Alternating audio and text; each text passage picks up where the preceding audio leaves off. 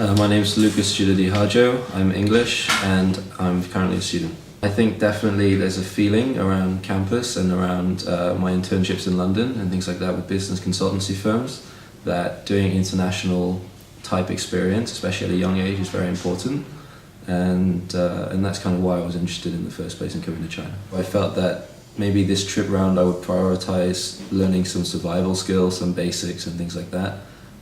That's the kind of the way I structured my course as well, that I'd have 2 weeks of intensive tutoring before I started at Beijing Yuan Daxue, and for 2 months. So I think it worked out really well. I definitely feel like I benefited a lot from the tutoring. I wanted a course that would be legitimate, as in like university based mainly, because I didn't know anything else other than that, you know, if it's the Beijing Language and Culture University, they're going to have a half decent course, right?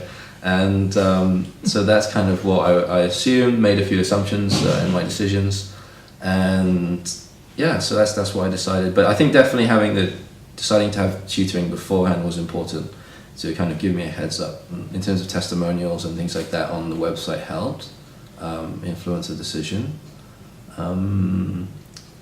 But yeah, I think it was also that the person with the Peking school one recommended Next Step China and saying this is a very good, well-established company, I guess.